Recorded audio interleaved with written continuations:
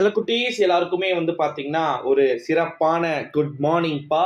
10, 11, 12ஆம் வகுப்பு மாணவ செல்வங்களுக்கு பொது தேர்வு தற்போது எழுதிக்கிட்டு இருக்கீங்க.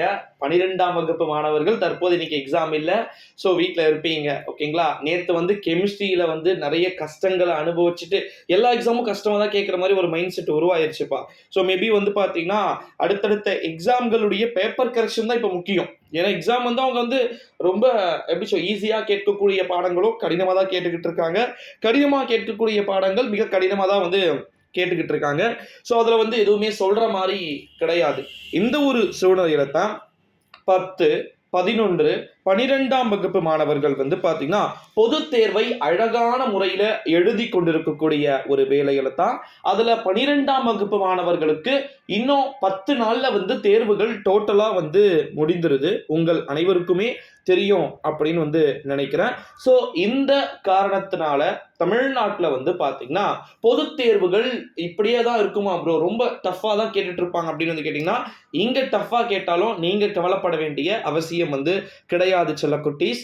ஏப்ரல் 2ஆம் தேதி ஓகேங்களா, இன்னைக்கு டேட் என்ன, மார்ச் 12 கிட்ட ஆயிருச்சு. ஓகேங்களா, இன்னும் 20 டேஸ்ல 10 டேஸ்ல பப்ளிக் எக்ஸாம் முடியுது. அந்த முடிஞ்சு 10 நாள் கழிச்சு உங்களுக்கு பேப்பர் கரெக்ஷன் ரொம்ப சீக்கிரமா ஸ்டார்ட் ஆயிட்டு வெறும் 7 முதல் 8 நாட்கள்லயே பாத்தீங்கன்னா பேப்பர் கரெக்ஷன் டிக் பண்ணப்பட போகிறது.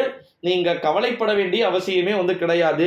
வழக்கம் போலதான் மார்க்குகளை மதிப்பெண்களை அள்ளி போடுங்கள் அப்படின்னு சொல்லிட்டு பள்ளி கல்வித்துறை பாத்தீங்கன்னா ஆசிரியர்களுக்கு உத்தரவை பிறப்பிக்க போவதாகவும், ஏற்கனவே கடந்த காலங்கள்லாம் பாத்தீங்கன்னா தாராளமா மதிப்பெண் போடுங்க அப்படின்னு சொல்லிட்டு சொல்லி இருக்கக்கூடிய ஒரு வேளையிலே மதிப்பெண்ணை பற்றி நீங்கள் கவலைப்பட வேண்டிய அவசியம் இல்லை.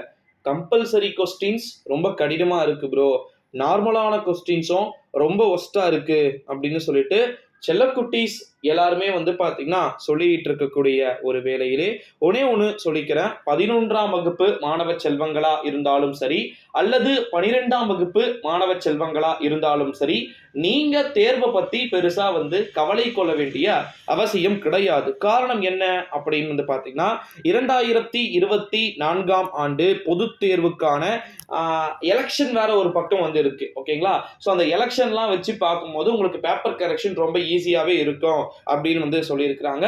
ஒரு ரொம்ப ஸ்ட்ரிக்ட் கரெக்ஷன் அப்படின்றதுலாம் இருக்காது.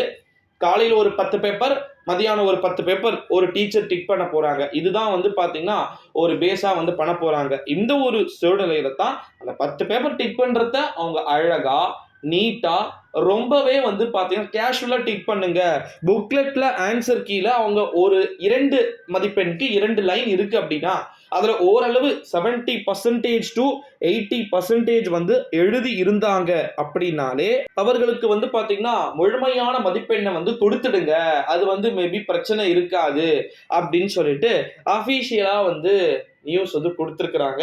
ஸோ அதனால நீங்க அதை பத்தி ஃபீல் பண்ண வேண்டிய அவசியம் கிடையாது, அதை கவலைப்பட வேண்டிய அவசியமும் கிடையாது அப்படின்னு சொல்லலாம். ஸோ ஆக மொத்தத்துல 12ஆம் வகுப்பு மாணவ செல்வங்களா இருக்கட்டும், 11ஆம் வகுப்பு மாணவ செல்வங்களா இருக்கட்டும், பேப்பர் கரெக்ஷனை பத்தி திருப்பி திருப்பி சொன்ன அப்டேட்டே தானே ப்ரோ நீங்க சொல்லிட்டு இருக்கீங்க அப்படின்னு கேட்டீங்கன்னா, பேப்பர் கரெக்ஷன்ல ஒரு சின்ன அப்டேட் இருந்தாலும் சேமா தான் வரும்.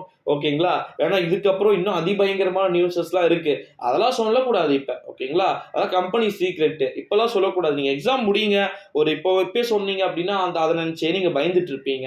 ஓகேங்களா, சில பேர் 10th முடிச்சு 11th 12th போமே, ஐயோ ரொம்ப கஷ்டம். 12th ஸ்டூடெண்ட்ஸ்க்கு எவ்வளோ பார்த்துட்டோம், இது என்ன பெருசா அப்படின்னு சொல்லிட்டு 12th ஸ்டூடெண்ட்ஸ் உடைய மைண்ட் செட் அப்படி இருக்கும். ஓகேங்களா, ஸோ அதனால நிலைமை ஒண்ணுதான். ஓகேங்களா, அதனால பெருசா நீங்க பயப்பட வேண்டிய அவசியம் இருக்காது.